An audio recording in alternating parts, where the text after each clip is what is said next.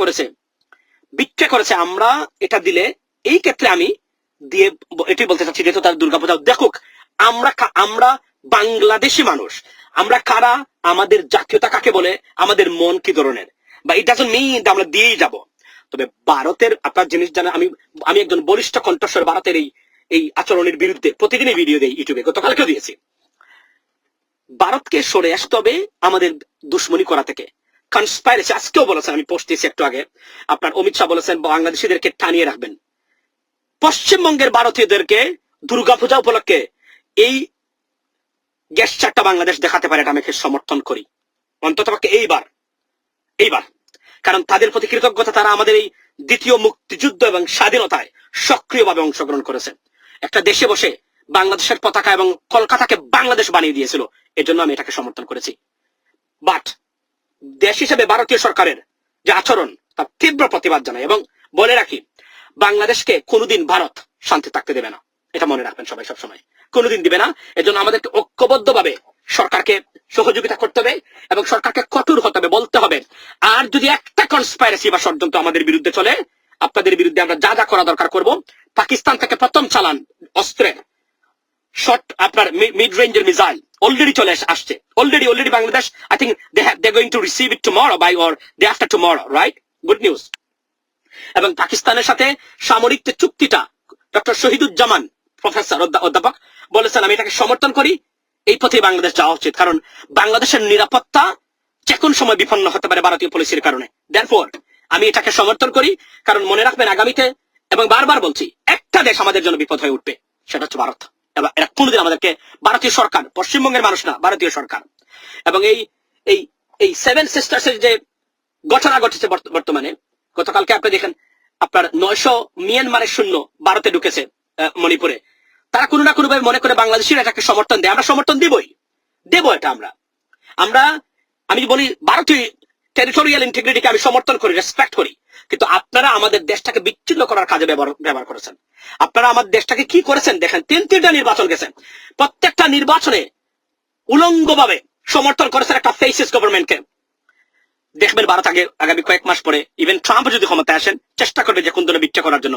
শক্ত হাতে মোকাবেলা করলে ভারত প্রত্যেকটা জায়গায় পরাজিত হয়েছে। এবং ভারতের গোয়েন্দা সংস্থা NSA এবং রয়ের প্রধানকে যুক্তরাষ্ট্রে তাদের ফেডারেল কোর্ট ডেকেছে, এদেরকে যাইতে হবে এই জায়গাতে। এবং সুতরাং এরা সব দিক দিয়ে বিপদগ্রস্ত, ডেমলিশ করে দিয়েছে ভারতকে প্রত্যেকটা জায়গাতে। বাংলাদেশে তারা করেছে, কেউ কথা বলার ছিল না, কিন্তু বিদেশে তারা ধরা খেয়েছে প্রতিটা ক্ষেত্রে। বাংলাদেশে তাই এগুলো প্রতিবাদ করতে হবে, এগুলো জানিয়ে দিতে হবে বাংলাদেশের মানুষকে। এটাই ছিল আমার বক্তব্য। তবে আমি আবার বলছি, বাংলাদেশের স্থিতিশীলতা, উন্নতি, সমৃদ্ধির জন্য একটা বাধা, সেটা হচ্ছে ভারতীয় পলিসি। আর না হলে বাংলাদেশ আকাশে উড়ার মতো অবস্থান তৈরি হয়েছে বাংলাদেশের এই মুহূর্তে।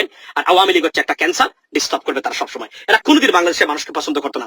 শেখ হাসিনা কতটা ঘৃণা করতেন বাংলাদেশের মানুষকে, সেটা উনি অক্ষর অক্ষরে বুঝিয়ে দিয়েছেন একটা মানুষ। আপনি দেখেন, উনি কোনোদিনই উনি চাচ্ছে যে বাংলাদেশের মানুষকে কষ্ট দিয়ে দেশটাকে শাসন করতে। তার বাংলাদেশের মানুষের প্রতি তার প্রচন্ড ঘৃণা এবং খুব ছিল তার, ওনার বাবার বা পরিবারের হত্যাকাণ্ডের পর থেকেই। এটাই উনি প্রমাণ করেছেন। 100টা প্রমাণ আমি আপনাদেরকে দিতে পারবো, অন্য সময় সেটা আপনার নিশ্চয়ই দেওয়া যাবে। ভালো থাকবেন, সে পর্যন্ত এতটুকু বলছি, সচেতন থাকবেন। ভারতীয় পলিসি হলো বাংলাদেশের সবচেয়ে এগিয়ে যাওয়ার সবচেয়ে বড় অন্তরায়। এরা পৃথিবীতে আমাদের বিরুদ্ধে অনেক প্রপাগান্ডা করেছে। ডক্টর মোহাম্মদ ইউনূসের কারণে এখন এই মুহূর্তে কুলিয়ে উঠতে পারতেছে না বর্তমানে। না হলে যদি অন্য কোনো সরকার থাকতো, অন্য কোনো রাষ্ট্রপ্রধান থাকতো, আর খারাপ ভাবে বাংলাদেশকে উপস্থাপন করতো। লেডিস এন্ড জেন্টলম্যান, আপনারা এটা বুঝবেন। আমি একটু ইউটিউবে যাবো, সময় থাকলে সেখানে আছে চ্যানেল US বাংলা, ইনশাল্লাহ। আর আমার পেজটাকে একটু সাপোর্ট দিবেন। এটা অনেক আপনার জর্তভারের মধ্যে দিয়ে যাচ্ছে, এরপরেও এখনো ফেসিস যাওয়ার পরেও। ভালো থাকবেন সবাই, আসসালামু আলাইকুম। শুধুমাত্র লুটপাট করার কারণে আমাদের প্রত্যেকটা প্রতিষ্ঠান আপনারা ধ্বংস করেছেন। আপনাদেরকে এখান থেকে বেরিয়ে আসতেই হবে বেরিয়ে।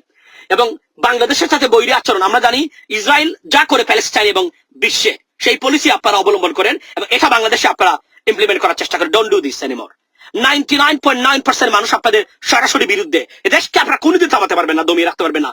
ভালোবাসা দেওয়া, রেসপেক্ট করা, বাংলাদেশের জন্য বন্ধুত্ব সুলভ মনোভাব যদি এগিয়ে আসতে পারেন, you will be the winner, ইন্ডিয়াকে বলছি। আর না হলে জিততে পারবেন না। আর আপনাদের পলিসি যেটা কতটা ধ্বংসাত্মক, সেটা প্রত্যেকটা নেইবরিং কান্ট্রির সাথে যে ব্যবহার করেছেন, আপনাদেরকে যেভাবে স্ল্যাপ দিচ্ছে, সেটাই দেখিয়েছে। আপনারা খুব 7 সিস্টার্স যে কোন সময় সেপারেট হয়ে যেতে পারে।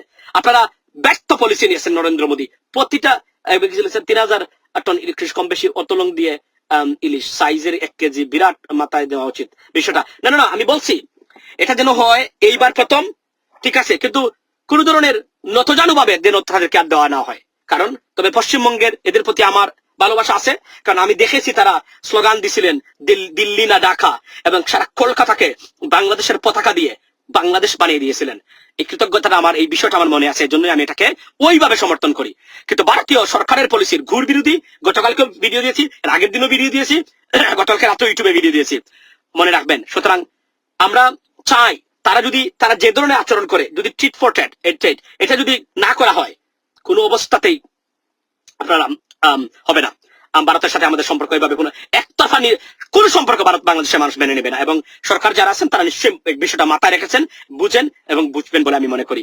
এবং এই ইলিশটা দেওয়াটা যেন তারা যেন, আপনি ইলিশ দিচ্ছেন, আমি সমালোচনা করতেই তো পারি, ইলিশ দিচ্ছেন তখন বলছে বাংলাদেশিদেরকে মাথা ঝুলিয়ে রাখবে, দেখেন এরপরে ইলিশ যায় কিভাবে। তারপরে দিয়েছেন কলকাতার যারা আছে তাদের জন্য। আমি মনে করি যে ওই খাতিরের ক্ষেত্রে তারাও যেন বুঝুক যে তারা আমাদের সাথে আসিল, আমরা তাদের প্রতি ভালোবাসা দেখাচ্ছি।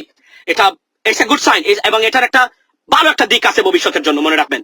I understand that, okay, but apart from that, ভারতের সাথে আমাদের একতরফা কোনো সম্পর্ক বাংলাদেশের মানুষ মেনে নেবে না, আমরা সেটা চাই না। এটাই ছিল আমার বক্তব্য এই জায়গাতে, লেডিস এন্ড জেন্টলম্যান। কারণ আজকের এই পরিস্থিতি তারাই সৃষ্টি করেছে, আমাদের দেশটাকে তারা ধ্বংস করেছে, ধ্বংস করার পায় তারা করেছে, ভবিষ্যতে তারা করবে।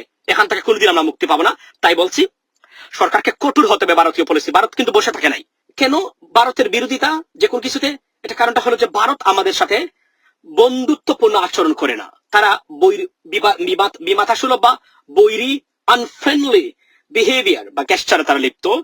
আজকে বাংলাদেশের যে পরিস্থিতি আমরা দেখি, তার প্রত্যেকটা কোনো না কোনো ক্ষেত্রে ভারতের অবদান। এই আমাদের দেশটাকে বিপন্ন করা, অধিকার বঞ্চিত করা, গণতন্ত্রহীনতা করা, স্বৈরশাসককে প্রতিষ্ঠা করা, ফেসিজম প্রতিষ্ঠা করা, গণহত্যায় সহযোগিতা করা, লুটপাটে সহযোগিতা করা, যেখানে তাকাই সেখানে আমি ভারতকে দেখি, আয়নাগর বানানোর থেকে শুরু করে। সুতরাং ভারতের বিষয়ে পজিটিভ অ্যাটিটিউড থাকবে আপনার, সেটা অলমোস্ট ইম্পসিবল, মোস্ট আনলাইকলি যেটাকে আমরা বলি, লেডিস এন্ড জেন্টলম্যান।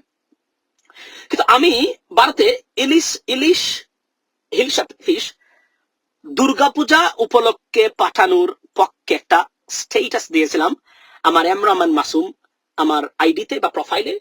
এখানে আমি শেয়ার করছি আজকে 14th of September। সেখানে আমি লিখেছিলাম যে দুর্গাপূজা উপলক্ষে, দেখুন ইলিশ আমরা যদি 2 সপ্তাহ না খাই, no problem, it's not a mandatory, you have to have it, but this is our pride, ilish, right? Bangladeshi মানুষকে মানে অভুক্ত রেখে, বঞ্চিত করে অন্য কাউকে দেওয়াটা পৃথিবীর কোনো দেশে এটা সমর্থন করে না, তার নিজ দেশের মানুষকে বঞ্চিত রেখে। সো এজ বাংলাদেশি আমিও বলতে পারি যেটা আমাদের বেলা সত্য।